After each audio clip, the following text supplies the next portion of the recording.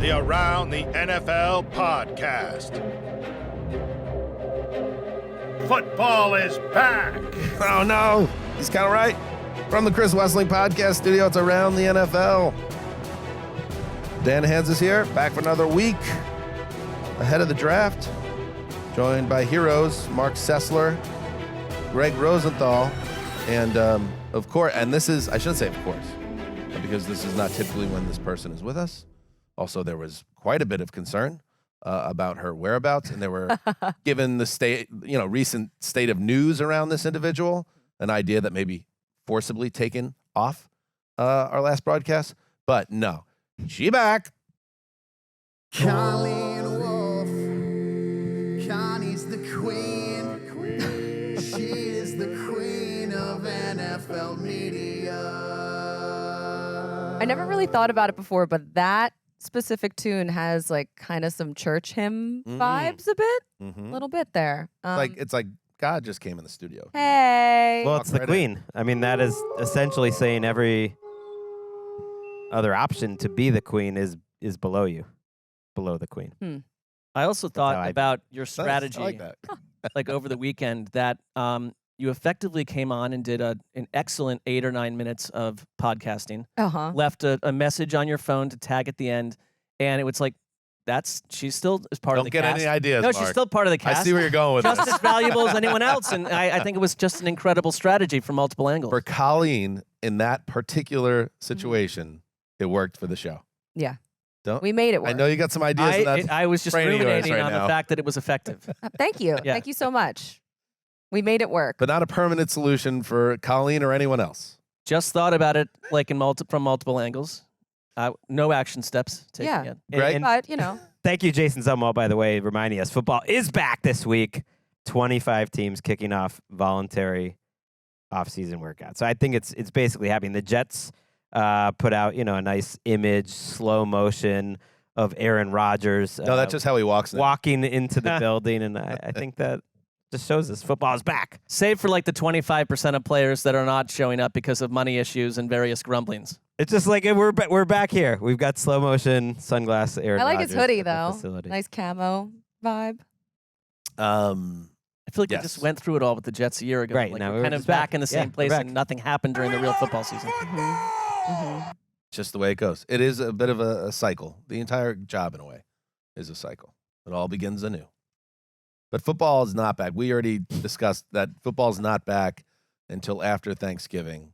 But if you really want to be serious about it, like next January, I would say. Weird. Right. Yeah. Right. All right. Coming up on today's show.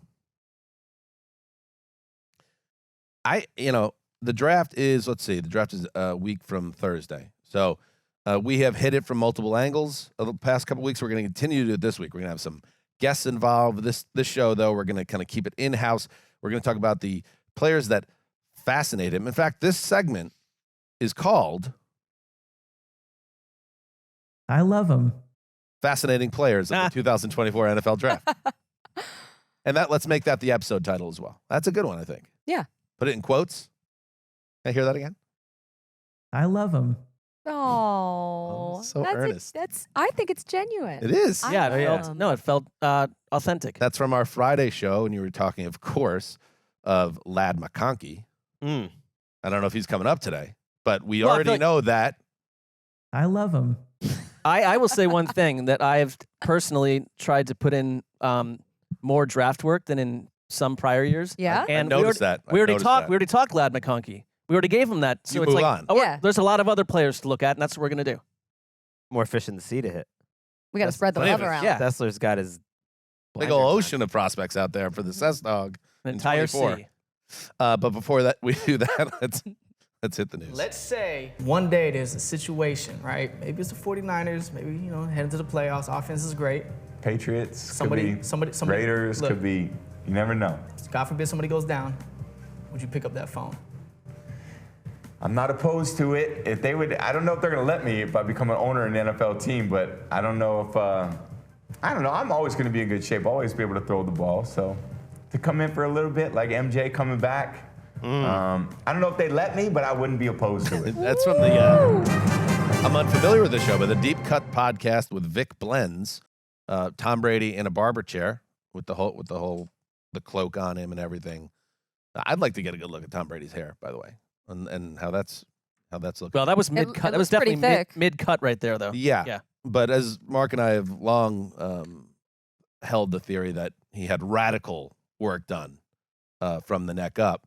If you look at him on the teacups at Disneyland in 2002, and take a look at him in the later years.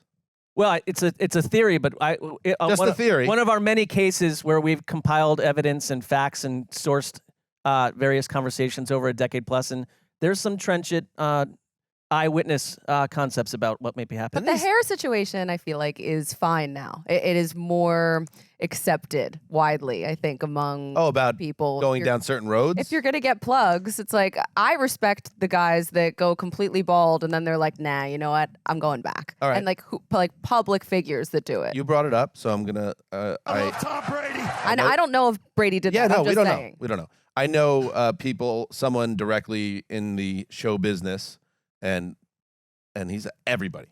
Everybody does it. All the guys just about. Anyway, that's not the point. A couple things. First of all, he was, I don't know, there's a new bit of a, Greg, you know Tom Brady's voice as well as anyone. A new kind of cadence, a little white boy flow there from Brady. The Travis Kelce flow to the off the tongue felt, maybe because he was in the barbershop or something. I think that was maybe more just he's with a younger man who's looking hip. Well, you're picking up on that too, right? There's a little bit of I missed it. I would like to hear it again, but I am curious about the consultants that are telling Tom Brady to go on this podcast. Like, how do the quarterbacks choose? Like, there's no way he knows this podcast on his own. It's like a young, not a Vic Blends guy necessarily. No, like that someone is saying we want to be hitting the younger demo. Vic Blends would be great. Yes. Like so someone is getting paid to just tell him that information. That's a good job. Yeah. Good job by Vic Blends in a big spot. The person who's telling Aaron Rodgers, he might be doing it on his own. I feel like doing less of a good job. Like the podcast he chooses to pop up on our little. I continue to be awestruck by Tom Brady's intense desire to announce football games for Fox. And by the way, that's the first time I heard that. I didn't take that seriously at all. I think that was a guy like having fun, and that was a little bit of us, sipping tea in the barbershop, joking around. Like I didn't take that to mean he was serious about it. I agree, and yet if someone had called him last year, I bet he would have done it. Like I just don't think anyone called him. Wait a second. He was preparing for the broadcasting job last year. Right. He was in the bunker, which I believe. I mean, the fact that he brought up MJ immediately, that he's like, hey, maybe MJ on the Wizards, essentially, as he's talking about. It's like, all right. But he'll always be in good completely shape. Different than basketball. True.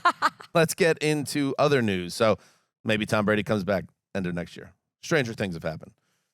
All right, let's move into other news, starting with Rashee Rice, who 4 days ago surrendered to police on an assault charge after a high-speed crash that went down on a Dallas highway last month that involved a half dozen vehicles. And Rice, 23 years old and coming off a very promising rookie year with the Chiefs, involved with the incident and now involved in a legal situation that could have ramifications, obviously, for him personally, also the Kansas City Chiefs, and in the realm of the Chiefs kingdom connected to this. The Chiefs expect, this was a report earlier today, expect wide receiver Rashee Rice to participate as they began their off-season program Monday with virtual meetings. Andy Reid said. Reid kind of didn't get into specifics on Rice's situation. He said, we'll just see where everything goes from there, referring to the law enforcement investigation. Let the process take place. So, Greg, this sets up, obviously, terrible situation. We remembered what the terrible car accident Henry Ruggs was involved in Vegas, so this brings back memories of that, and Rice very nearly being involved allegedly with something that could have had similarly terrible outcome. So we'll see what happens with the Chiefs here, who already needed help at playmaker with the draft a week away, and now you have this Rice situation hanging over everything. Yeah, Andy Reid said he's talked to Rice. He wouldn't take questions on him, and that he wanted the law enforcement part to take place, and then they'll go from there when it comes to Rashee Rice. I don't know what go from there means, but I think it's safe to say the Chiefs have to operate that they don't know what Rice's status is as a member of the team or at the beginning of the season, and that we from the outside also don't know what Rashee Rice's status is with the Chiefs. They could decide to do anything. And it puts them back like where they were, before signing Marquise Brown, and where they were after signing Marquise Brown. It's like they need a consistent number one wide receiver play from someone. And Rice was shaping up to be that guy in theory. And a suspension can whack you for the first, month of a season plus, and those games matter a ton for Kansas City. I mean, thank God that this did not involve any fatalities, because we would be talking about this in such a different tone. But his offseason in general went from so lighthearted, working out with Patrick Mahomes, wearing a Patrick Mahomes dad bod shirt. Everyone was laughing about it. It was fun. It was light, whatever. And then now he's facing 8 felony charges, 6 of collision involving bodily injury, 1 of collision involving serious bodily injury, and 1 of aggravated assault. Doesn't even include charges for leaving the scene. So it'll be interesting to see how the league approaches this, because obviously in any criminal case, the league likes to wait for everything to play out before they hand down any type of suspensions or maybe he goes on leave. But I mean, it was just like, what kind of decision was he making to leave? I mean, his cars were involved in it. He had to have known that eventually, like, you can't run from that. But it's just, it sucks for him. It sucks for everyone involved. And then also for the Chiefs now in this situation where they don't know, they're in a little bit of a limbo with their wide receiver position. I always think these suspensions, too, take on a bit of a different tone when there's a video. Yeah. Versus not. And, like, there isn't a ton of precedent for an accident like this involving so many people. And it's like, I don't know. We'll see what the league does. Let's talk other wide receivers in a more on-the-field tone. Let's start with Brandon Aiyuk, who, trope alert, removed the San Francisco 49ers from all social media. Oh, boy. Yeah. And now everybody talks about that as a trope alert, but I feel like our podcast is a little ahead of the curve on that as a tried and true move for a player to start the process of being annoyed with this team in a public manner. So that leads to reporting and aggregated reporting. And then Ayuk's agent on Monday denied on social media a report that the star receiver requested a trade. Aiyuk is under contract. He's entering the 5th year of his rookie deal. He's set to make $14 million. Connie, this is a very, very talented wide receiver. Yeah. Based on who you speak with, maybe a superstar wide receiver. But he's also on a team that has some high-paid players, including someone at his own position in Deebo Samuel. And the idea of a trade does not seem out of the realm of possibility. No, and I'm sure he wants to be paid like Deebo. Even if he hasn't asked for a trade, there's still some type of smoke there. It's a passive-aggressive move to unfollow the Niners on all of your social media channels, knowing that everyone's going to pick up on that. But for the Niners, time is everything right now. Pay him or trade him to get some type of draft compensation, because his price tag is only going to go up with every single deal that's made. We'll talk about DeVonta Smith coming up, but all of those extensions, I mean, CeeDee Lamb, Justin Jefferson, like there's a lot of receivers that are trying to get paid right now, and he deserves to get paid. His agent came on Twitter and said, you need better sources to a report. And this is why it's tricky. You got to become better if you're in this industry. Oh, Greggy. All right. Is this the media minute? No, at just reading Twitter. The report came from NFL insider John Frisella. Hey, he could be a young star on the rise. You don't know. But isn't working for anything. I'm not really sure. Just as a guy with has a check mark, and he put this report out, and he said it's official that it officially recorded. Check marks Are you matter. fake newsing this guy? This sounds too much like a media minute, so let's do it. This is Gregg sitting in on the Dan Hanzus media minute. Hit it, Eric.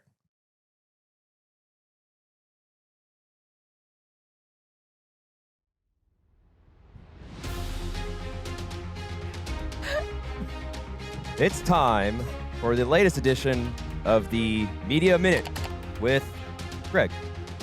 Very nice. So I think if you're on Twitter and you're noticing these things, look for where's the employer. If you can't find one, red flag. If there's a situation where 15,000 followers, okay, Wait, actually I'm taking notes. That Start sounds over. good. It's a checklist. But he's then providing. 10,000 No job. bad. following, Yeah. that's a red flag. It's a one for one. ratio. And Right. then Yeah. if Right. the link No. to the latest work is a blog spot that hasn't been updated in almost 2 years, Blogspot bad. it's on you if you pass that along as info. Now, who knows? As an aggregator. Maybe his agent, though, is just on Twitter and saw this and he responds. And I'm glad. And there's, a little more news on social. It appeared, and you can't really tell, on his Instagram today, Brandon Aiyuk was at day one of off-season program because he was like, I'm a day one type of guy, and put that up on Instagram stories. And it appeared he was, at the facility. That was illuminating. I think everything checked out. And that was the Media Minute? I think it, yeah.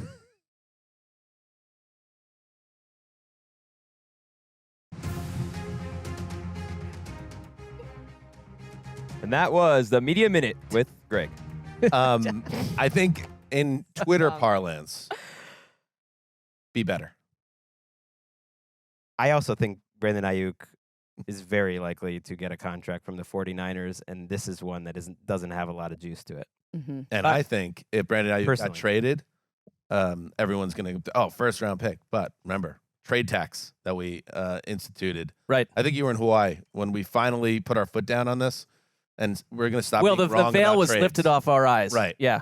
So whatever you think Brandon Aiyuk deserves, knock it down around. So, go get Brandon Aiyuk for a second this year and a fourth next year. And I would do that in a second. No, I feel like that he's got to be worth a first rounder. Lift the veil, Connie. I think he's getting paid by his current team. The Debo thing went on forever, and so I think Debo Samuel's more likely to get traded than Aiyuk, but I think it would be in 2025 when Purdy gets that. Debo has a $24 million cap hit. Next year, it's a $28 million cap hit this year. Wow. So. In other wide receiver news, T. Higgins said, I quote, do anticipate playing for the Bengals in 2024. Higgins is another one that, he's on the franchise tag, and there was talk about that maybe he's going to be moved, but he looks forward to the season with the Bengals. And speaking of players that have been connected a lot to trade whispers, but nothing tangible, DeVonta Adams of the Raiders. And he spoke with The Athletic in an interview and said, if I wanted to be gone, I'd be gone, which is pretty, and for whatever reason, that checks out to me because he has not kind of been on the record about wanting to be part of this rebuild under Pierce, and now he is. He wants to be there. He wants to be part of it. He's excited like everybody else is around the Raiders and trying to surprise some people. Oh, yeah. And now his offensive coordinator from Green Bay, Luke Getsy, is in Vegas. So they have a little history there. And I feel like a lot of his frustration stemmed from the dislike and whatever was going on between him and Josh McDaniels. And that was like the whole team felt that way, it seemed. So now DeVonta Adams came out and was stumping for Antonio Pierce. Now he's there. Feels like everything is like a little bit easier and a little bit better now. Vibes are good. See how he's feeling when Gardner Vibe check. Minshew's throwing passes. 10 Throwing yards. those hospital balls. Exactly. I think McDaniels was like absolute poison in that. Or I feel like someone must have told him, at least to quell him for now, like, we're going hard for a quarterback. It's not going to be Aiden O'Connell or Gardner Minshew week one if we can do anything. No, about and it. he just moved his family there. I think he said that he loves living there. And, that's an important. So they're moving up. That's an important part of things. And I tend to believe, like everyone hoping for these wide receiver trades. I am too, because it'd make draft weekend more exciting. I have never thought that T. Higgins was going to get traded. I think the Bengals are a unique organization that the way they like to do things is like, well, we'll just have him one more year. We're not going to pay him the long term. We'll just let him leave a year from now, but it's worth him to keep it for this year. And if you're T. Higgins, you could really make a stink about it.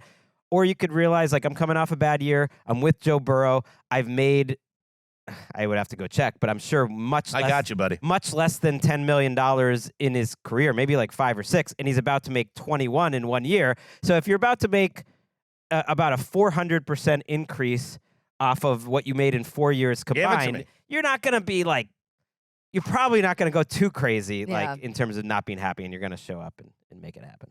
His career earnings to this point, Greggy, like $4 million or something. Let's see. Total cash in 4 seasons with the Bengals,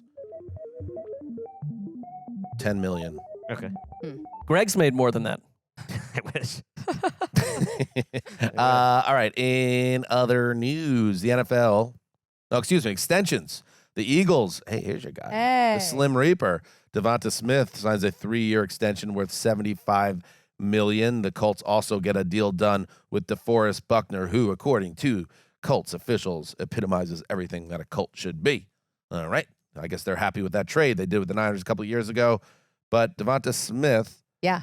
You like him, don't you? I do. It was as soon as I walked into my family's house for Easter dinner, it was the first question on everyone's mind. What's going on with DeVonta Smith? When is this deal getting done? Really? Guys, I like it. What a slice of Philly life. It's so great to see you. Happy Easter. Oh my God. It's been like years at this point that I've seen my extended family. But yeah, it's a big deal. Everyone wants to know. Everyone wanted to know. Finally, they lock him in through 2028. So they picked up his 5th-year option, and then the extension is for the 3 years that then follow. So if you're looking at the money that he's making on an average per year basis, the Eagles now have 2 of the top highest paid receivers, top 5 highest paid receivers in the entire league with himself and A.J. Brown. But this was really smart of Howie to get this deal done before Justin Jefferson and CeeDee Lamb and Jamar and Howie motherfucker.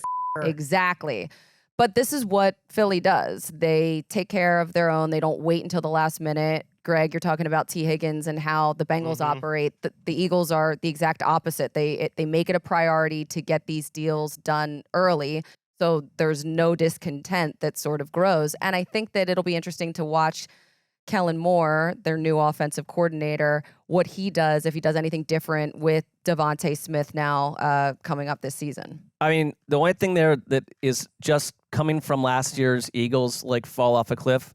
That was last year, Marc. I know. I'm just saying because like one of the. You're not talking about last year. Not allowed. Who seemed more annoyed though? Like A.J. Brown, it seemed like was so annoyed like game after game, and it's like he has no guaranteed money after this season. So you got these dueling banjos at wideout. We'll see. But the one thing about DeForest Buckner, like the Colts are interesting, and it's not shocking under Chris Ballard. They've signed now 10 of their own players to new deals, and I think Buckner is worth it. He can drive around in a cream-colored Porsche for the rest of his Colts journey now with the money he's just made. But like he's like, you know, they just want to stick with their own dudes. Older player. Yeah. They also locked in Grover Stewart on that line, so they've been good for a while together. Cream-colored. And they're staying the same. No, you're right. It's a good choice in color. It's a continuation of a Colts trend. They have re-signed their guys more than any team in the league. But the Eagles, they do. I know you're sick of hearing how. No, I have nothing to say on this. I will offer nothing. My stance has been made clear. Because he technically had 2 years left on his contract, so they got way ahead of it. He wants to make more money now because he was in the 4th year of his rookie deal, but then they would add the 5th-year option. And so they tack 3 years off of that, and he gets way more in the short term.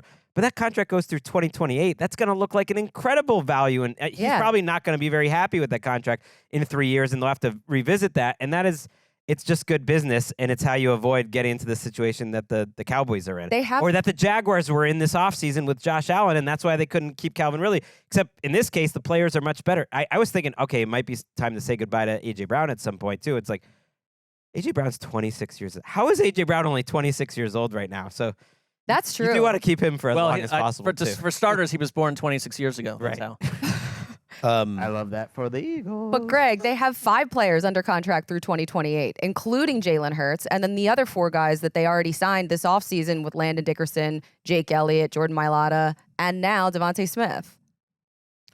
I'm currently reading and enjoying it quite a bit. The Jordan Rules, written by Sam Smith, documenting the Aren't Chicago you also Bulls. rewatching the Jordan documentary? Yes. Wormhole. Okay. Wormhole. In fact, Focused. the paperback that I got has a new foreword by Sam Smith where he reflects on the documentary and how he was connected to it and the Bulls dynasty. Look at you. I found a Michael. I went and showed Walker. Wanted to see I had some cards, some old cards that were like my better football, basketball, baseball cards yesterday. We went through them because it's rainy in LA as always. That's all that happens in LA now. We went through it. Looked through some old ones to see if I have any bangers in there.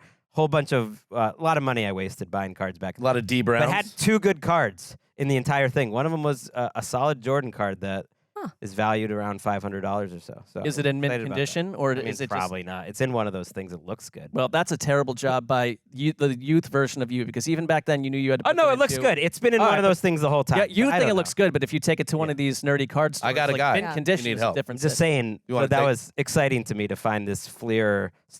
It was a Fleer? I don't remember. Yeah, it was What's something. your guy do? My guy's a guy. He's a guy that's connected at the highest levels to the industry of what condition is this in? How much is it worth? Huh. I hope it's not. There is a guy out there on like YouTube that opens up Cool. packs of cards from like An 1991, appraiser. Yeah. but eats the gum too. no, I introduced you to that guy. Oh well, No. okay. Junk Wax Sal. All in a haze, but that Remember- was fantastic. Oh yeah, like Remember I was I saw watching a him in the Reggie cab? White card, which Yeah. was not worth anything, but you could see the gum stain on the card. Oh, Like, yeah. the gum was It's called gum sweat. The dust, the yeah. gum Yeah. sweat. It was like it already wasn't worth anything. But now- Anyway, Jordan rules. I bring this up. He happened to be there, Sam Smith. He was a beat reporter for the Chicago Tribune who happened to pick the perfect year to do, I'm following this team and covering this player. He picked Michael Jordan and the 1991 Chicago Bulls that won the first of 6 titles. And even though this came out 30 some odd years ago at this point, it's still the same, which is it's so hard to manage rosters and manage egos, and everyone's paying very close attention to not only how much they're making in their contract situation, but their teammates and who got what. He got this, but I didn't get that. Scottie Pippen dealt with this a lot because Jerry Krause locked him into a bad contract, the GM of the team. Anyway, I bring this up because It's not the only bad contract he locked into. Little tabloids take there by Marc. is that a tab take? Yeah, just go if you're listening and you care, go research it on your own. We don't need Nice to dive tab into tape. it. I don't want to interrupt you. Love that. AJ Brown, who he's a guy that hasn't always been happy on that team. Now Slim Reaper got the bag. That could be an issue. I don't know That if could I be a am with you. Flashpoint Focus. I am with you. type issue. But I also, with AJ Brown, I feel like he gets this rap for like not being happy. I think that he just expresses it outwardly more than other people would. Is it a rap, or is there some evidence that he's I mean, been there's unhappy in multiple plenty of occasions? evidence, but I think that he just, I didn't he bang likes him. to voice his opinion. I like What you're Connie's, saying is like, there's a lot of this, and maybe there's a lot more passive-aggressive people in the Exactly. build-in or something that are more annoying, and you'd actually rather the AJ guy, you know where you I'd stand. with rather that guy. like process these feelings. Let's not repress. You're more optimistic than normal about the Eagles. Typically, there's some doom and gloom or like what's next around the corner. I tend to think something's around the corner. Right.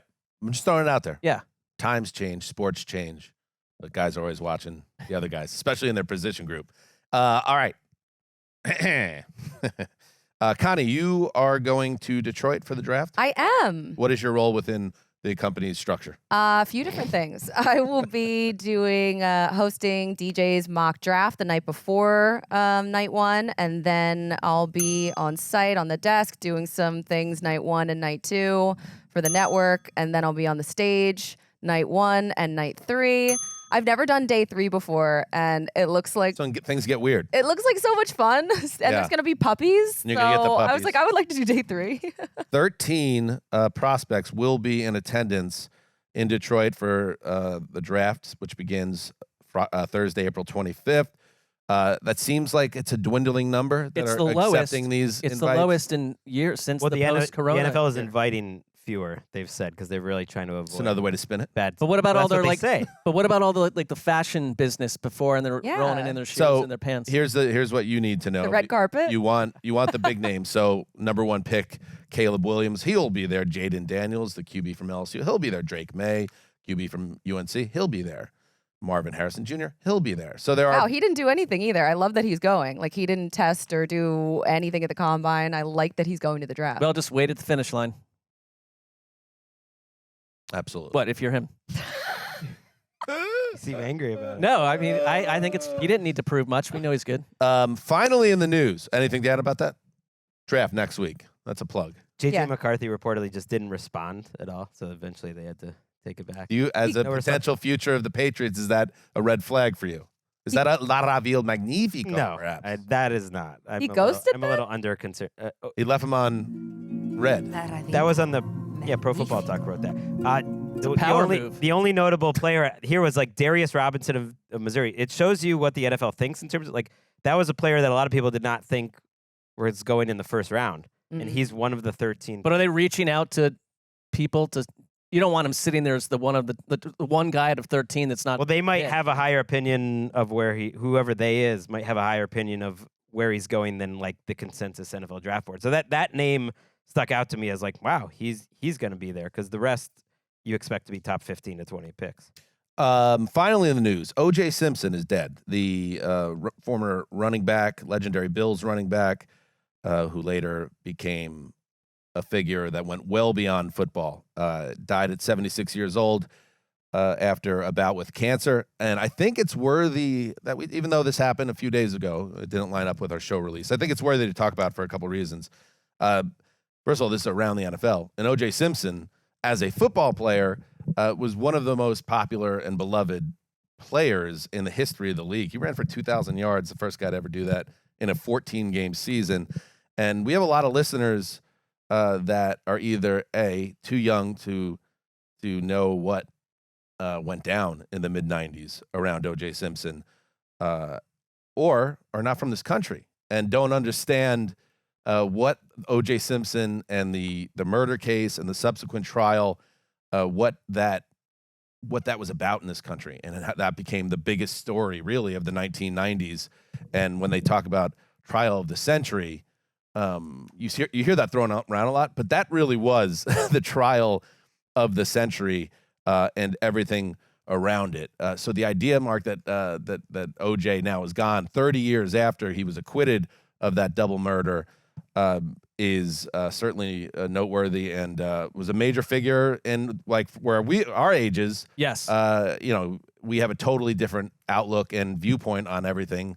So now that he's gone 30 years later, it's pretty wild. I'll just hit like a couple, this was one of the more personal news stories because it was as like cable television was becoming like the thing. Mm-hmm. And I'll never forget, I really wanted to be a journalist back then and be in sports. And it's kind of forgotten that when it happened during the Knicks like Rockets. The car chase. The car chase is unfolding.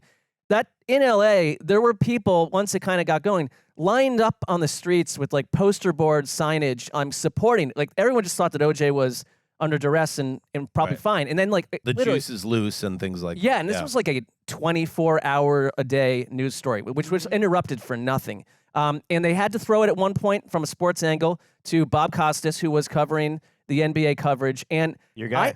I had hours and hours and hours of tape of OJ in like fun OJ mode back when he hosted NFL Live with Bob Costas. They became very good friends. This is weird, but I was actually working at that summer camp during all this, and I was home when all of the chase happened. Camp Happiness. You went back to work. I went back to work, but I had and I have two little more things, but like I had this phone card because back then you just either a payphone there, and my friend Peter Acton back in like watching the news, I would call him for like an hour a day to get updates on what was happening with the trial through the rest of the summer. Wow. And I never got charged on this card. I called the Magic card, and then I was going to American University the following semester. I was like, I made hundreds of hours of calls, and I went to American University. And fast forward 1 year, on October 3rd, 1995, when the verdict came down, and there were people. There was like, we think we know what's going to happen, but we don't. And I was in this gigantic student center, and the verdict came down, and it was a shocking verdict. And then the lights went out in the student center, and it was like a windowless, gigantic conference type room. And like the lights went down with hundreds of people in there screaming, shouting, and it was like a totally pitch dark room. It's like the end of the world. It was the rapture. That's what I remember. Then a week later, this is traumatic. I got a bill that channeled from like AT&T back to my parents' house, and they sent it to me, and it was like for about $1,400 in phone charges that I was being charged for 2 years later. So 2 years later. I digress, but there was a lot of weird moments back then because people tracked this story like no other story. The bill always world. comes due. It comes due, and it came due sort of, not really for him. That documentary, the 5-parter. OJ Made in America. Oh my God. Got to check it out if you're curious about this. It was so good. So good, and it was great perspective for us or for me about everything before that. Yes. About who he was and what he, and I knew him more as like the guy from the Naked Gun more than anything. I mean, I knew he was like an NFL, great. But that puts it all in perspective and the perspective of the country. It's one of the best documentaries I've ever seen. That's how I like look back at it now as an older person. As a 15-year-old when it happened, 3,000 miles away in the suburbs of New York. Like, it looked like it couldn't have been a more open and shut case. This was a man that was a horrific abuser of his wife, and there was a mountain of evidence. It's like, obviously he's guilty, but it turned out how the long shadow of Rodney King in this city and how that came to directly connect to this case, and the lack of justice for Rodney King and how that impacted the black community, King and his family, how that then led to, in the opinion of many, Nicole Brown and Ronald Goldman not getting justice because of the way the anger that's still and the lack of trust around the LAPD. It was, you learned so much about the country and the issues that are part of this country since we started, how it went on. So for our generation, Rodney King and OJ are for what a younger generation, what George Floyd was about, where it's like, wow, this continues to be a big part of what our country is about, and it's underneath everything. And it's, you know, it was as big as it gets. It's the biggest story of our lifetime, really. I mean, outside of maybe 9/11, obviously. But yeah, I was 9 when all of that was happening. So I didn't have, first of all, I didn't have a great frame of reference as far as OJ as like the player, like Greg mentioned. I knew that he was a legendary figure. I had watched him in like commercials and movies and stuff like that. But for me, it just, like, looking back on everything, it just feels so gross how a double murder became pop culture and, like, for so many people. And it just had a life of its own. I also was taken just that he was this figure that was, you know, because of what he did in the trial was a larger than life in a way that's hard to describe. And yet here he is when he dies, and it's just really interesting to hear sort of the different reactions. The Pro Football Hall of Fame, you know, you can still go and you can look at O.J. Simpson's bust. It's up there. They flew their flag at half-mast for O.J. Simpson. They released a statement just about his life, didn't mention the trials in the statement. The Buffalo Bills, you know, who he's really associated with, didn't say anything. You know, they didn't release a statement. They didn't do anything. His name is still up there, though. You go to the stadium, yeah, it's up there in the wall of fame. So, and I don't even have like a judgment or like a hot take on that. It's kind of crazy to think that all these years later, and then that a lot of the reaction I feel like to him dying was like silence, at least from the people, like from organizations and stuff. And there, I don't think there is a right answer, but it was interesting to see how different places approached it. Yeah, and the 30 years, just to kind of underline it, 30 years after.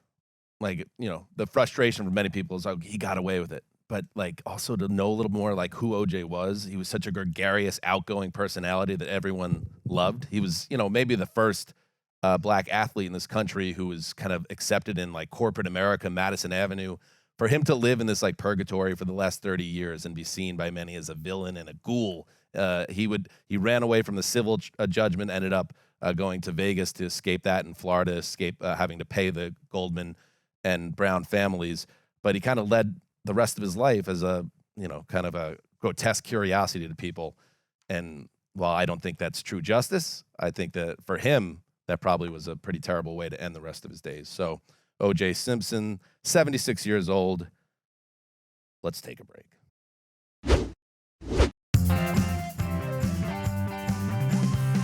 All right, welcome back. So yes, the draft is coming up in a week and a half. And we're trying to give you every angle on this thing. We're going to have more experts in the field a little later in the week. But from our vantage point, let's talk about some guys as we're doing the research that we're fascinated by. I think that's a powerful word. In fact, this segment is called I Love Him. Fascinating Players of the 2024 NFL Draft. And that is the voice of Marc Sessler. He was referring to wide receiver Ladd McConkey. But that's not where Marc is going here. So let's start it out with the Sess Dog. Who's got you fascinated?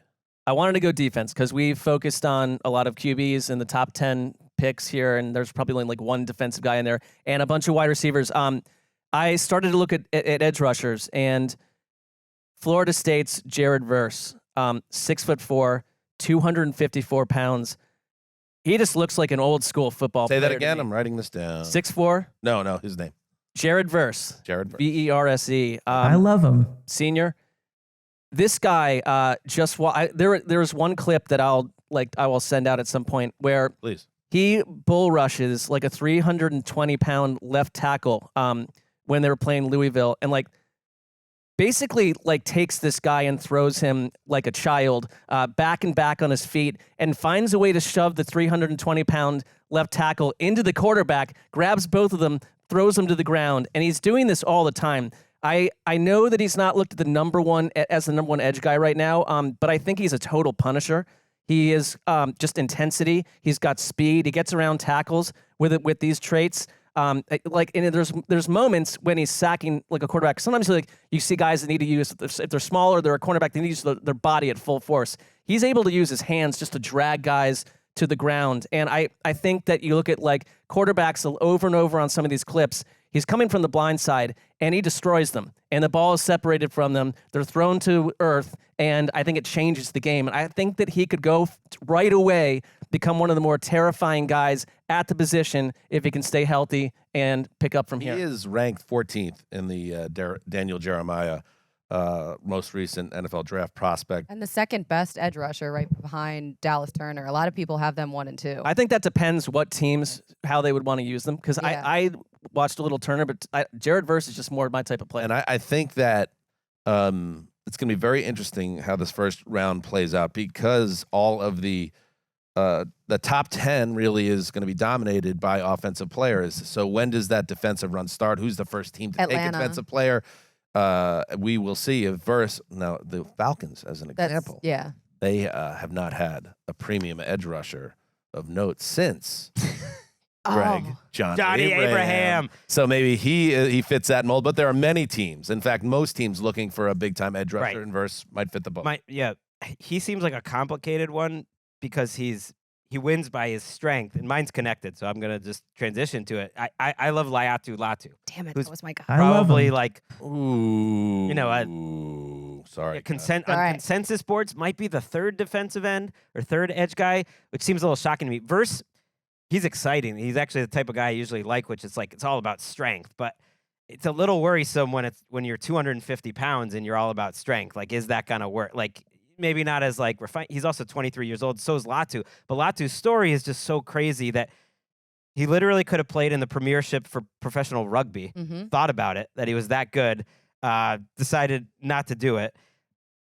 Probably is getting taken so late because he had to medically retire for a year because of a neck injury that knocked him out. So he was out of football for 2 entire years. And so I get it that maybe you're not going to go in the top 5 or the top 10 because of the medical issues, but when you just watch him, he just seems like he's the best defensive player in the draft. It seems insane to me, the types of moves that he has is and he's 23 years old, so is Verse. They're both a little older in terms of prospects, so you want him to be a little more refined or whatever, but it's just like a walking pass rush. Led the college football in pass rush win rate, does everything. He just looks to me, a TJ Watt, maybe not as explosive, but just that he would step in there, and I'm almost surprised, but who am I? I look at... You're Gregg Rosenthal, damn it. I get it, but I look at, the beast. Dane Brugler is great on the Athletic, and he has him third, and he has him as a below Verse, as a late first or to a second type pick. So maybe I'm totally off base, but I look at him as that's the guy I freaking want. He looks incredible to me, and it's just the injury thing, which...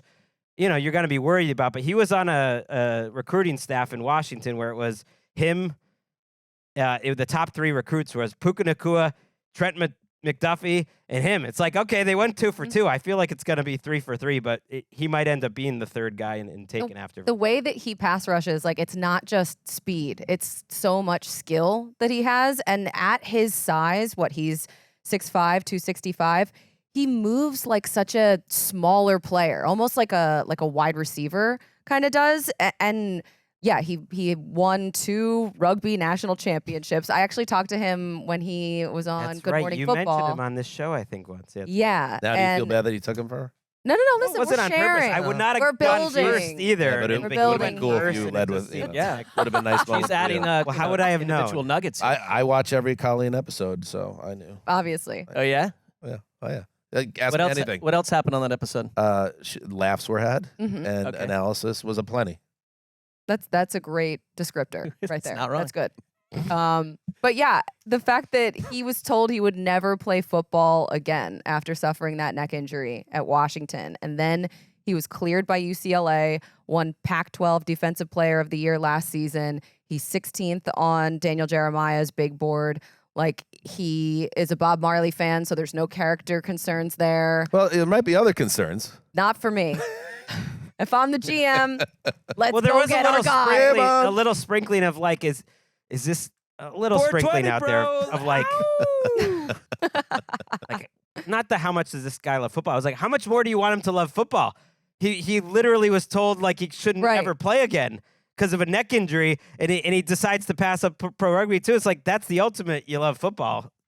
True. Don't love a neck injury. Don't love No, it. that's concerning. But he did just play 2 years with no injuries. And he's been medically cleared. And I'll use an example. There are many examples in the past with players that come out of college with injury question marks, and it leads to them fall a little bit down the board, and then you go and you grab them, and you might end up with Rob Gronkowski in a good case, or you could end up with, I don't know, D. Milner in a bad case. So you just, it's a bit of a gamble that you take, and he would count, I would think, as a gamble there, but certainly has the skill set and the desire. Right. Polynesian Football Player of the Year. I like those two. Those guys are built tough. Polynesians. Don't mess with those guys. Latu. It's fun to They're say, men. too. When men were men. Whatever happened to Gary Cooper? Go check out Polynesia. I That's happened the direct to, answer. when I was in Hawaii, I happened to have stayed at a house that was less than a mile away from the Polynesian Football Hall of Fame. No way. It felt like, I'm all, So about, I'm all about ball. So you went No, wait, because so it's such an easy hop, skip, and a jump to go visit it. I sort of did. I did Oh. actually, but not on purpose on some level. We went and there was just like a variety of stores and shaved ice and some food in the same complex that it was at. But since we were there, took a spin through. The Rock. I thought I'd catch an him on that inductee one, of the but- 2024 Oh, you got to class. put in Johnson. Got to put in Johnson. You see Vaisika Hema in there? Probably was. I'm Gotta sure he put- was. Got to put him in. Yeah. All right. Connie, you're up. He was Okay. in there. Terrion Arnold. They put in Tua? is- I love Well, him. I would wait it out. Or maybe he was just like their player of the year. I don't even remember. But I'm just kidding, Dolphins fans. Jesus. All right, this guy's not going in the Polynesian Hall of Fame. Terrion Yeah. Arnold, love him. Cornerback from I love him. Alabama. He's really good, really talented. Can I just say 1 second? Damn it! Not to What? interrupt you. It is a Marc! chore to speak on this show. But can I just say, Mark, one of the reasons I love you is I don't know too many people that. Can I hear that again? You can interrupt all you want if you're going on this road. Yeah, let's hear it. I love him. That's that tone. I sound like a child. You sound like someone that's a sensitive, that's coming from a real place of Well, emotion. it was after a moment of trying to Passion. You kind of were like in a playful way ribbing me because of he's not Polynesian either. No, well, So- Zach Zenner All-Star. Yeah. And Colin. Yeah, oh yeah. We're good. We're all good now. You sure? We got it all out? Okay, good. So let me tell you about Terrion Arnold. I apologize. I love him. Oh my God, I'm done. I'm leaving. So I would say Terrion Arnold has the absolute best personality in the entire draft. And I will die on that hill. Like, I don't even think it's close. He is Funny a man? total showman, but he doesn't try. He is unintentionally so funny. And then on top of it, he has almost Dion vibes. Like, he's really good. And he has this like confidence that doesn't come off as like rubbing you the wrong way either. It's like a very special, charismatic way he has about him. And I've listened to so many interviews with him. We also had him on Good Morning Football. And I wish that we could have talked to him for all 3 hours because he was just such a fun hang. Like, he was really, really cool. He's been rising up draft boards and honestly, Common Man rankings too. All right. Because he spent summers working with his granddad at a roofing company all over North Florida. So Gotta you're be careful talking of about like Florida in the summer. He said that he learned discipline, structure, consistency, persistence, and that he didn't want to be a roofer. So he was like, I am all in on football. He is also like just really easy. Second place in terms of workplace fatalities as a professional. Very roofer. dangerous. Extremely dangerous. But he survived. Only He truck survived. driver survived. or worse. Yeah. And you know what? That just goes to show you that he's someone who will take risks and he is responsible and he has maybe faced some adversity and gotten through it.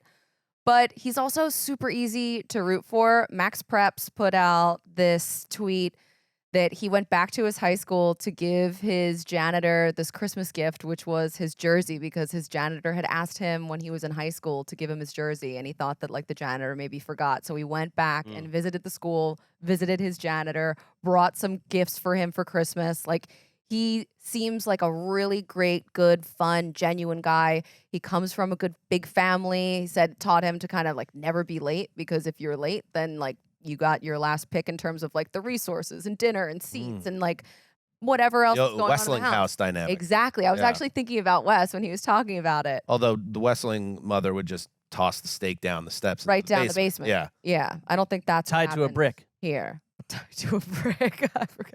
Well, I'm intrigued by this person. We should get him on the show. Terrion Arnold. You should. Oh my gosh, you guys would love him. Will either be the first or likely the second cornerback taken. Either him or Quinyon Mitchell from Toledo. Ran a little bit of a slow 40, which I think had teams concerned a little bit. Those Alabama guys, though, not to paint with a broad brush, they just seem like they come out as like pros. Mm-hmm. Well, they're like they come in as pros and like very relaxed. I agree with that. I think Except for also D. Millman. when you watch his tape, he's dealing with like LSU half the time in like real schools. Like he played top competition and like he had 17 passes defense, like 5 picks. Like he's a rugged dude. He doesn't miss tackles. Anybody been up on a roof lately? But see, truck drivers, Greg, I think there's a lot of fatalities. I was wrong, because though. They fall asleep. Like if you fall asleep on a roof, that's not. It's just inherently dangerous to be on the road. Logging workers is actually roll right off. Even higher. Roofers, number 2. Been up on a roof lately? No, not lately. Have but you? I Oh yeah, about once every 6 months or so. Every year around Christmas. Clean out the gutters? What are you doing? Not up a there? gutters issue because we don't have a tree above the property, but I do have Christmas lights. Oh. That I put up. I had to go up there to put the. You have to put it's like a cage you put on top On of the chimney. Yeah. And if you want to get an idea of how fragile your mortality is, get up on the roof, and you realize immediately, I have like a 20% chance to die right now. Or like, and this is how it's going to happen. East Coast, when you'd have to go shovel snow off your Like, roof. what am I doing up here? This is awful. Extremely dangerous. I used to. Whatever happened to Gary Cooper? Maybe Clemson will send you a second football for this handiwork that you've successfully pulled off. Now it's on the radar. When I was in high school, the room that I had in the house that I grew up in had it was in the back of the house. It was the only one, and there was like a little bit of a roof, and there was a fence off to the side. It was the escape hatch, and it was also like a meeting spot. So people would come and visit me at the window. Did you throw down your hair? Knocking on my window at night. Yeah. Is that how the boy that was holding onto your car as you drove away? No, that was college. I have one, but here, listen. You don't want to hear from me. You want to hear from someone who watched this loves tape it and loves it. He lives and breathes it. Tape dog. He's a little bit. He's a wild card, but he will give you information that is sometimes just spot on. So I put a call out to the west side of Cincinnati and tracked down Brad Sessler, known as the Spice Rack. Peppermill. Spicer. He's not going to be happy with that. What is it, Spiceler? Spicer. Okay. But you've given him a nickname He gets potentially. He so, gets it. Spice Rack. Let's hear from the great Brad Spicer. Hey there, everybody. Dan Hanzus wants me to introduce myself as if you don't already know, son. It's the Spice Rack of the Mountie. Adding video was a choice. All right, Zeus wants me to give you 3 videos, 3 names, but you know what? I'm coming with 7 names. Deal with it. My first guy is Quinyon Mitchell. Never heard of him, quite honestly, before 2 months ago, but he's a first-round corner, like a mid-first rounder. A corner from the Mid-American Conference.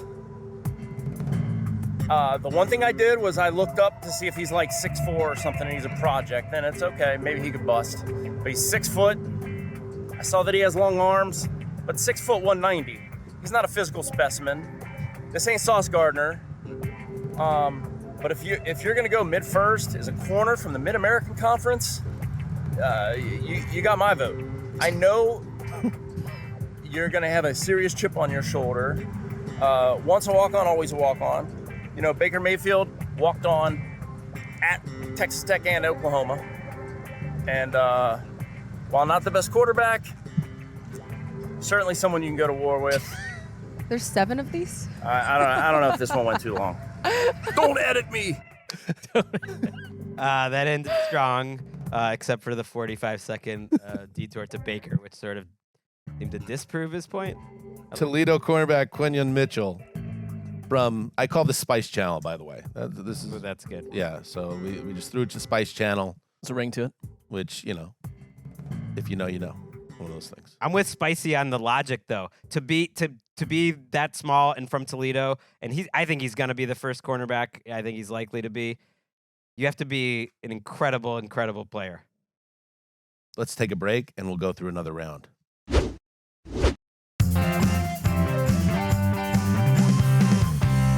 Welcome back to Draft Corner. Very nice. Good. Right. Really on the spot. You're a so. broadcaster. Yeah. That's what it is.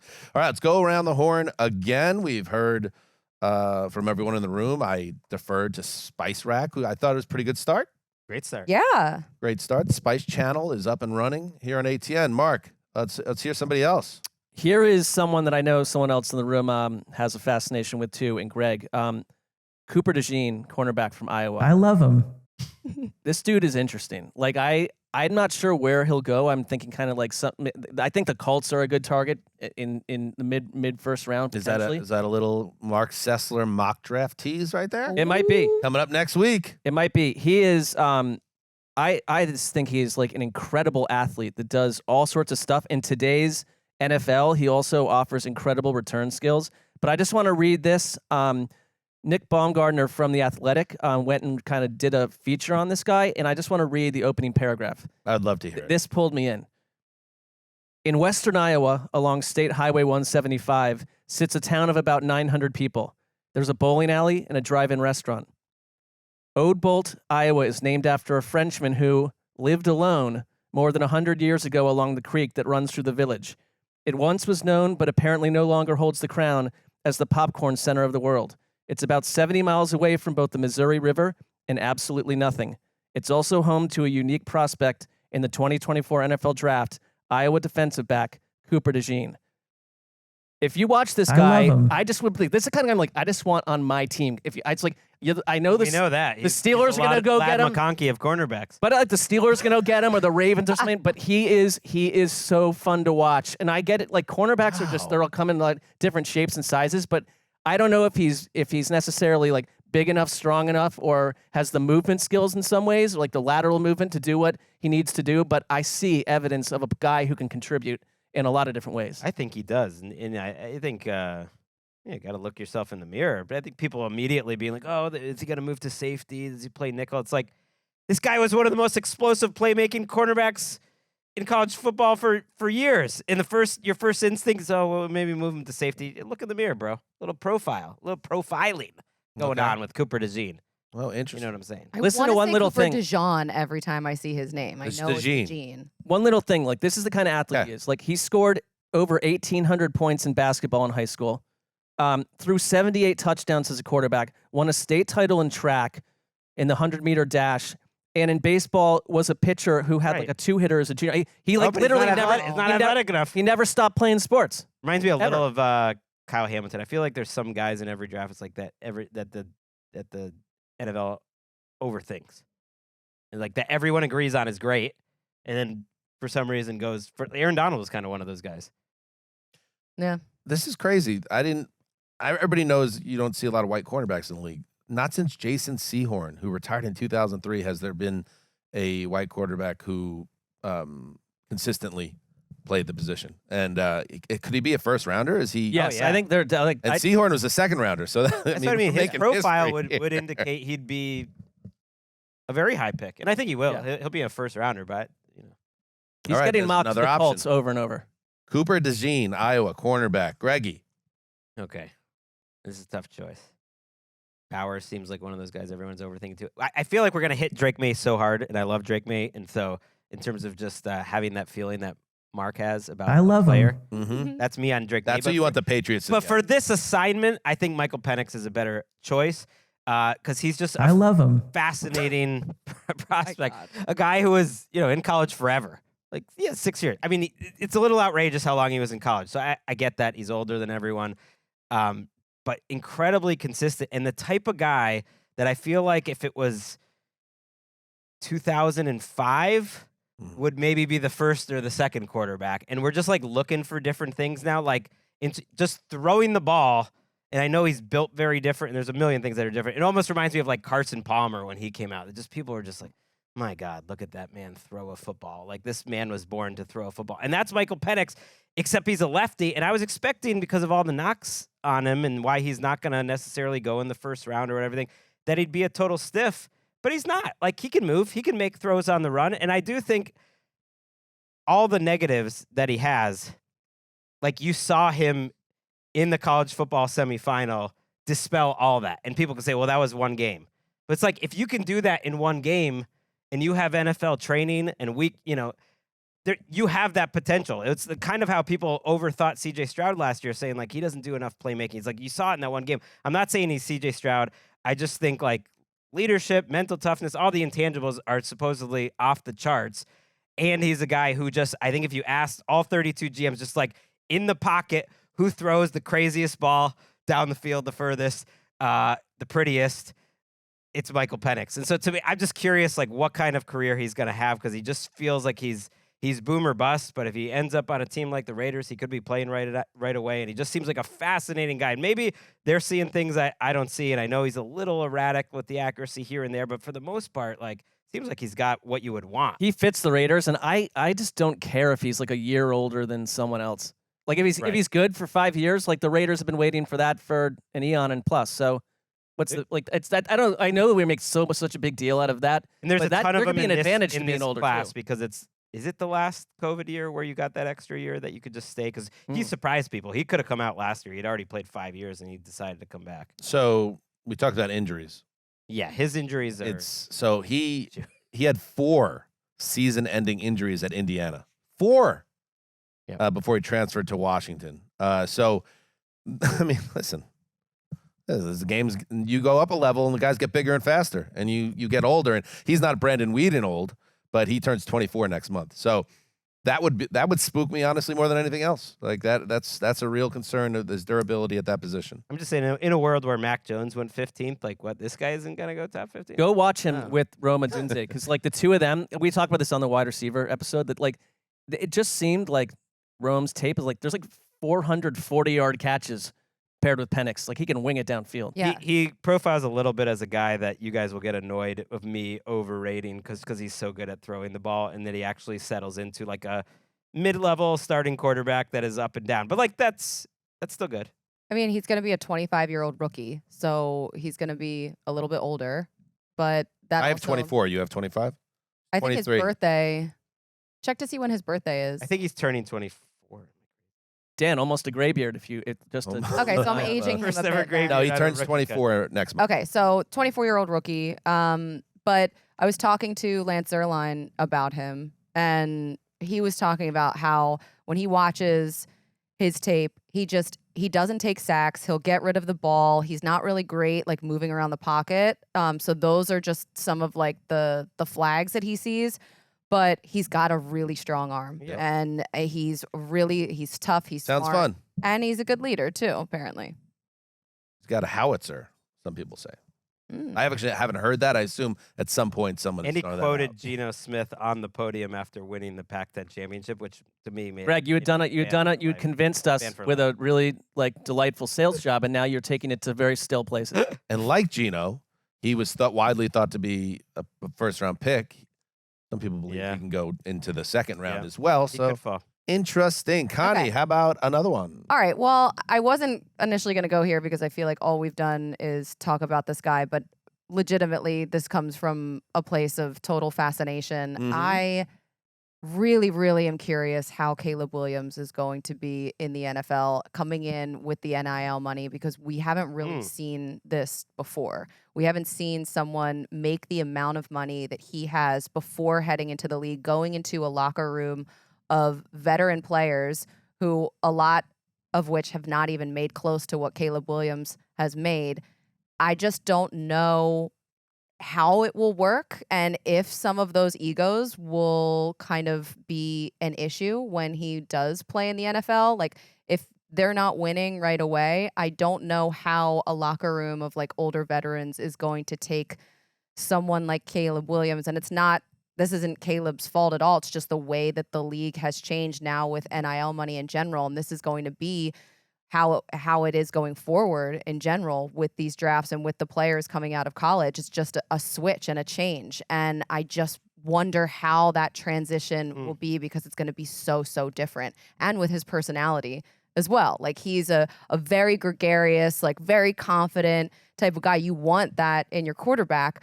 But I just wonder if it will rub some players the wrong way, and then how that will kind of play out. If he can ball, I don't think any of it matters. Exactly. If he wins, no problem. That what you're saying, it's true. It reminds me a little bit of like they used to get these $50 million contracts as number 1 overall draft picks, and it was awkward. It's like Sam Bradford was making way more money than anyone else on his team. And that was ridiculous. Yeah. and it was crazy. But it took me a while to actually sit down and watch it. Caleb Williams. It's like, you get it. He's to me, like, he can make, I love him. Not just every throw, but just like he knows exactly what throw to make at any time. I mean, he seems like the best prospect since Andrew Luck. Like, he is so good. It's just outrageous how good he was in a tough spot too last year. That, like, if he's like that, it's like Andrew Luck. Like, I think you could have a million different leadership styles if you're that good. It doesn't matter. Very fascinating. Yeah, you just don't know. You don't know how these guys are going to be till they actually play. And look at how the first pick went in the draft last year. Not to write any eulogies, but and then you look at the second pick and how that went. This feels as can't miss as possible. All right, it is time now. Coast is clear. Let's flip on the old Spice Channel. Spice Rack here for round 2, and I'm gonna stick with the chip on the shoulder theme. And talk about Jared Verse from Florida State. Here we go. This guy is how about that? Transferred in from Albany to Florida State. And okay, that's a big enough jump, but then he dominated. And I couldn't even tell you what he technically does against the run or anything. I don't know any of this stuff, but don't need it. He's got a big enough body to support the run, and certainly can get after the passer. And again, transfer from Albany. You carry that chip on your shoulder the rest of your life. It doesn't matter if you're you're a first-round pick. It does not matter at all. And on the same team at Florida State, Keon Coleman. Every time I check a mock draft, a wide receiver, big and athletic, all that stuff, natural touchdown scorer. Every time I focus, what is happening? He just looked away. See a new mock draft. He's been dropped to 40th, 50th, 60th, a third rounder. What are we talking about here? I really don't know what the issue is. If his 40's not that great, that's fine. Because you need to watch him once to see how athletic he is. Contorts his body and all these, sort of he's got some Mike Evans to his game. Not as big and physical. And listen, Mike Evans is the most underrated player of this entire generation. So. I'm not silly out here. Okay.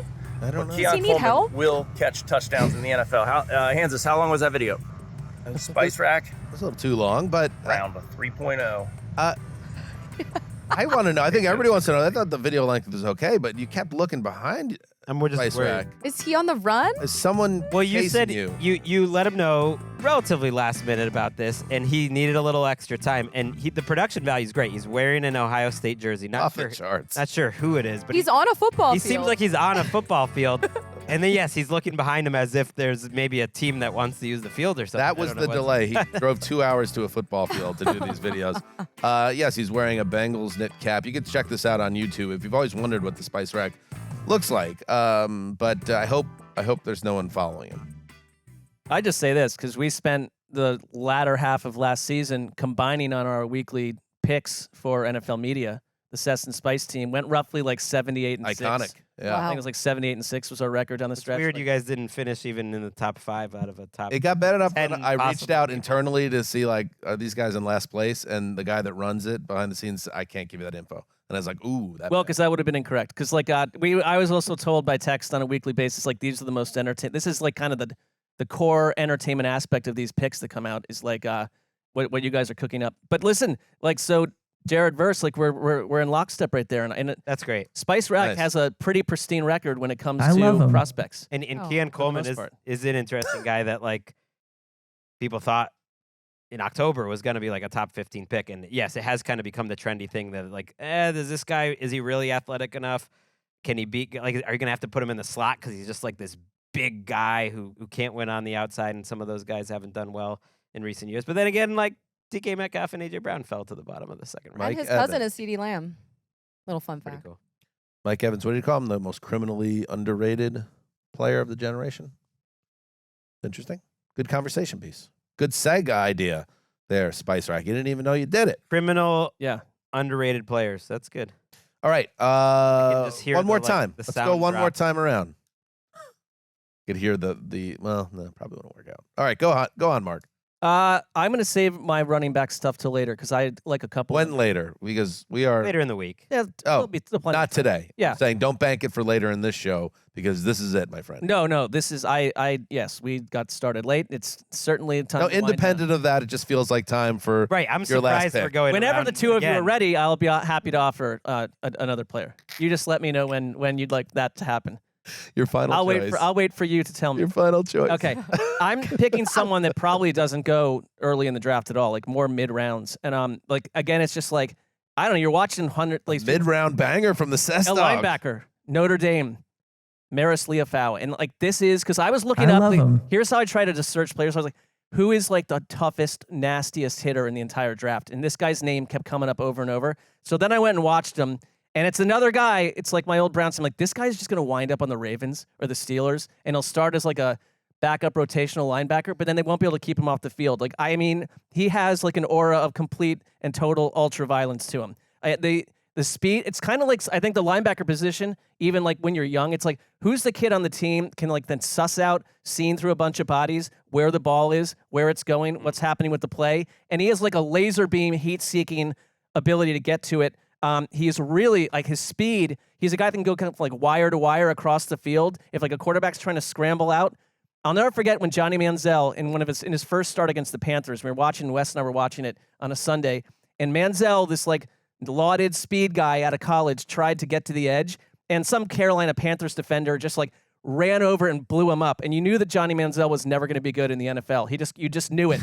And this guy can do that to quarterbacks, to people on the edge. Like, there's just something about his game. And PFF called him the hardest hitter, and said that when he comes downhill with bad intentions. And that's how I would label him too. He's fun to watch, and it's gonna be hard to like keep him off the field, I think, if he can stay, because he's not a huge guy, but he's 6'2", 234. He's fine. I was not familiar with this man. Me So I went either. to go check. Dane Brugler at The Athletic has him as the number 15 linebacker, projected 5th to 6th round. So this is a deep. You're planting your flag. The number he has him as the number 2 linebacker from Notre Dame. I like that, but every draft you have to find people like this, right? good. I mean, so I don't know. I just like him. I want to see where he goes. It's a hot and cold review from Lance Zierlein on our NFL.com draft Really? profile. I don't doubt it. Like I said, Marc sees violence. He's in a it. mid-round guy, but like the way he plays, he's gonna like. The NFL is almost like scared of his playing style, I think. Marc's got that soft side. I love that him. we heard. Duality of man. The soundtrack, but DOA. I love him. Marc also knows violence. Loves that too. Yes, loves it. I'm gonna go more Right. basic and just Brock Bowers. To me, is another guy that maybe everyone's overthinking. Time for some Bowers talk. To me, I it's just love him. it's fascinating that like he would not go early, in part because he's been so good from the minute he showed up. I mean, a guy who can show up on the national champion team and as a true freshman, like dominate against Alabama and lead them to a national championship and put up numbers. And people are like, well, Kyle Pitts hasn't worked out, and all these first round tight ends, like that hasn't worked out. Like that's just, This is from the same people that would say sample size issues when you're talking about a guy who throws 90 to 100 passes. This is like, it's just a couple different picks. In fairness, Greg, I don't think people are saying, after what happened last year, when we had a lot of impact tight ends coming. Right. That's a little bit of that narrative has been put to bed a little bit. Okay, but I think they're pointing out that the guys are, okay, that was in the second round. You can wait. And like if Sam Laporta had been a first round pick, that makes him somehow better. Just anyone that can show up and have 3 seasons where you're the number 1 target. Ladd McConkey's great and all, but like Brock Bowers was their number 1 receiver for 3 straight years on an elite team. And he produced like crazy every single season. Like, why? Don't overthink it. Like, I get the whole like contract thing of like tight ends. You're not saving as much money because if you take them 12th, that actually is a contract that's similar to a top 5 to tight end. Like that comes into equation. It's like, but if you're right, it doesn't freaking matter. You have to get the player right. That's more important than everything. And after you get past like 5, 6, 7 players in this draft, I don't think there's a player that you'd be more confident in is going to be a plus player. There just aren't many tight ends. He reminds me of Tony Gonzalez because there aren't many tight ends that make you miss and you can run over them. That's two. You just don't see that. That like even Rob Gronkowski, he can't really make you miss. Like he can make you miss and he can run over you. That's pretty special. Let's go New York Jets. How would you if the Jets took him? I think that'd be great. Well, to like what we're just saying is like Jets fans that are old enough, you're spooked by it because the Jets have had bad luck drafting tight ends high in their history. But that doesn't matter. It doesn't matter because that was then. This is now. He would certainly be a scheme fit for the Jets at 10 because if Rodgers can play, if you added an athletic playmaking tight end to that group, look out. They would be very difficult. And Kyle Pitts was a special prospect. Like Bowers had more production in his freshman year than Kyle Pitts had in any of his years. And then he backed it up with everyone knowing it was coming, like 2 straight more. That, I don't know. It should matter. Daniel Jeremiah has him ranked number 7th. Overall, Bowers, Jeremiah says, and maybe we'll talk to Daniel about this, reminds me a lot of George Kittle, and I see him having a similar impact in the NFL. Well, sign me up. Ooh. Yeah. What are we doing here? Let's just make it happen. Connie. Okay. One more. Let me tell you a little bit about Rome Odunze. Okay. I love him. Wide receiver from Washington. And I also picked this because he's been mocked a ton at 9 to Chicago. So since I talked about Caleb, these two could actually be paired together if Chicago stays in that spot at 9, doesn't move back. But he, 2023 first team All-American, Biletnikoff finalist. He started at D-end in high school before switching over to wide receiver his junior year. He was an incredible sprinter on the track team in high school, won the 4A state title in the 200 and the 4x100.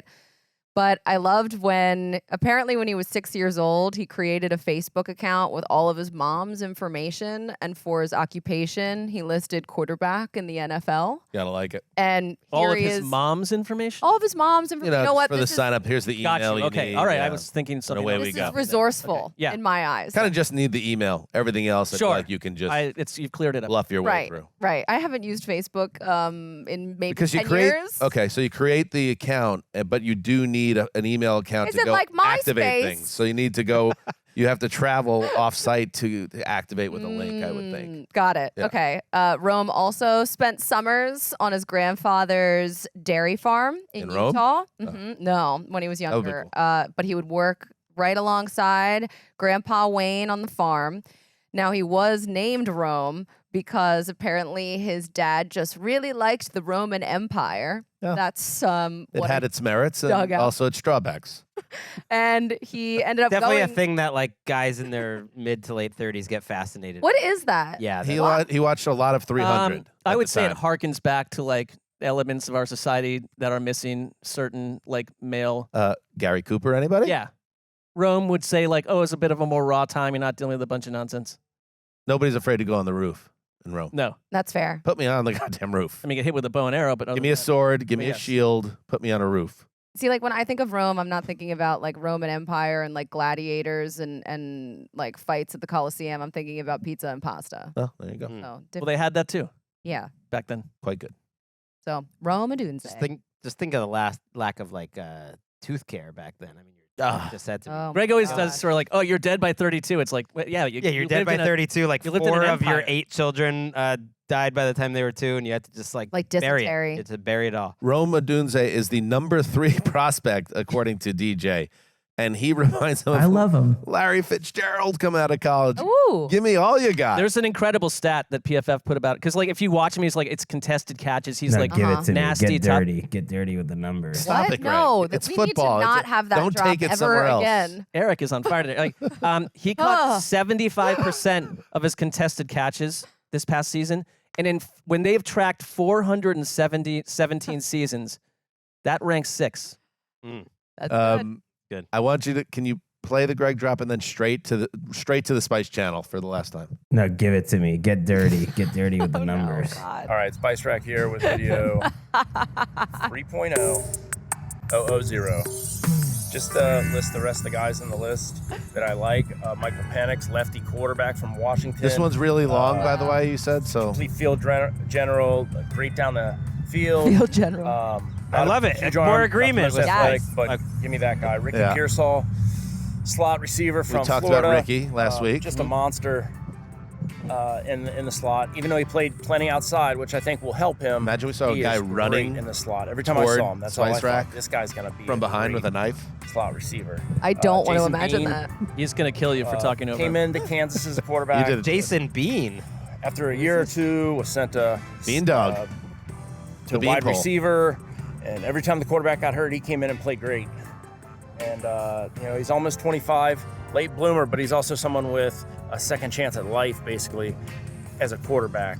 So I like the backstories. I'm that rooting for Spicy him, gives. but he's big and athletic, and he's a good player. Definitely likes throwing deep too. Always a fan of that. Nice. Harrison Nevis or Mevis, however you say it.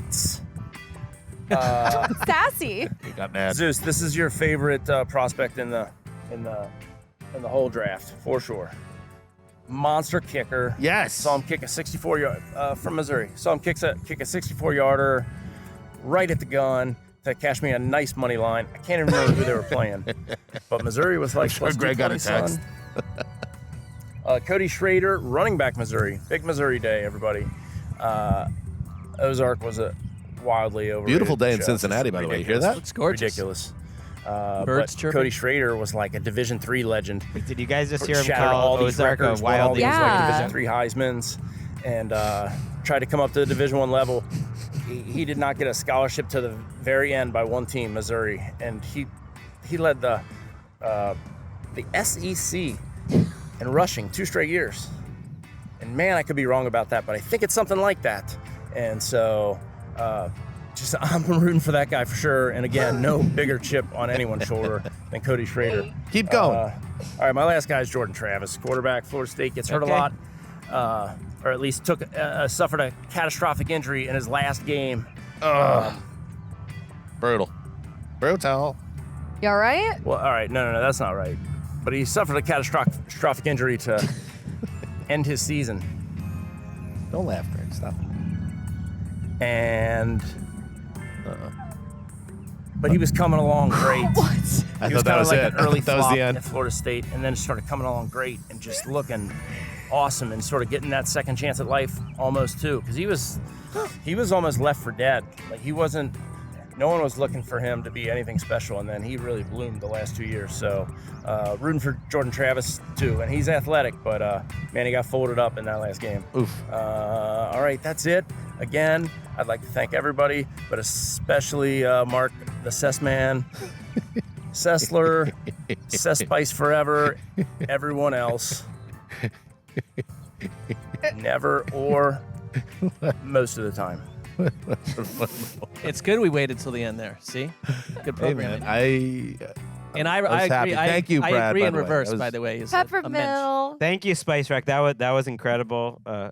Jordan Travis in the news, by the way, taking some visits at Tom Pelissero, the Pellraiser, mentioned. But I thought that was excellent, and I like that he likes guys who have a second chance at life. I think he likes the underdog story. That's an angle. I think that was something him and Wes bonded over. Oh. I think Wes looked at it like a late bloomer, someone who fought his way out of where he was in life. I think him Sure. and Spice Rack. I like that. That's I a liked good way everything to- except the Ozark heat.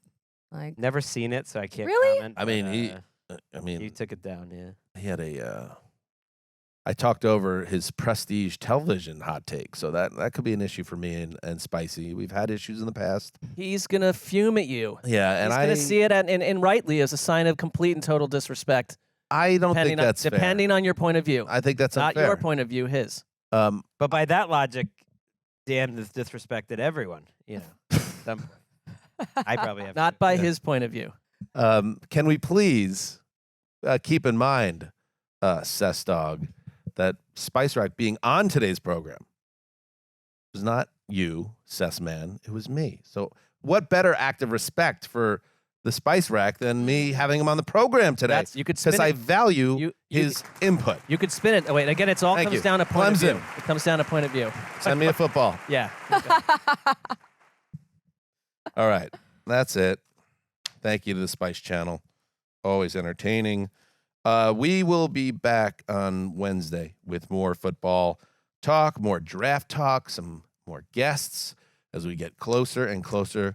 Jesus, take the wheel to the 2024 NFL Draft. Connie, you've said it all, and yet you have one last opportunity to say more things. That's Yes. great. I love you guys. And actually, Ditto. like, when was the last time we were all in studio together? It feels like a minute. So it's nice to actually be back with all three of you in studio and no real tech diffs on my side, at least today. Locked and loaded. There we go. Miami. Connie in the studio is never a concern. She's going to give you high effort. She's going to give you quality. Always. Yeah. And I'll be on time. Yeah. Ow! What is that? Oh, no. All right, everybody. Thank you for listening. Until next time, you know what you got to do. Heed the call.